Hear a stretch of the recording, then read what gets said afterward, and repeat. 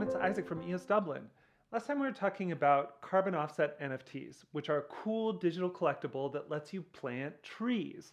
So I just mentioned this in the last video, but I didn't show you exactly how to do it.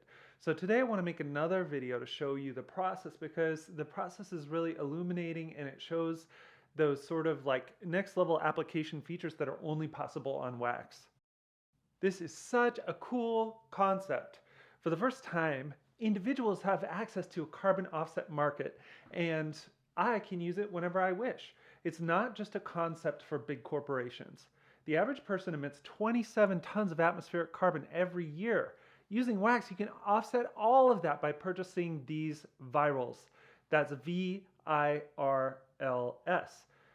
because it means virtual in real life.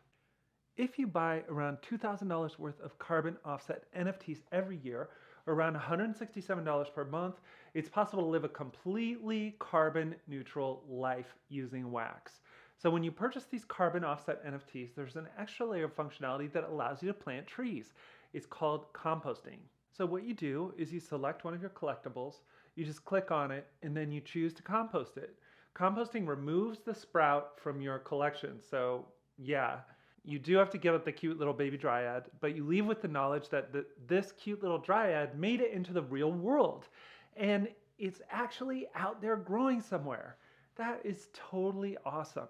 It's like you took this little seedling character out of your Wax account and you actually planted it, and now it's growing somewhere in the world.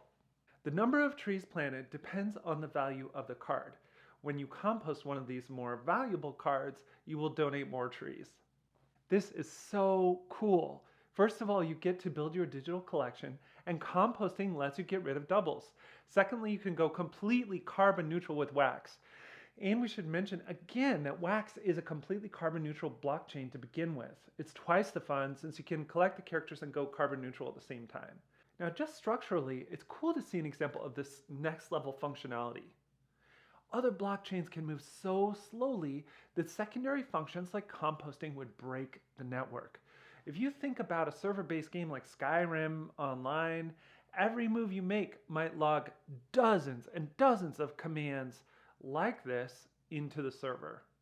Right now, the only blockchain that could replace a server-powered online game is Wax.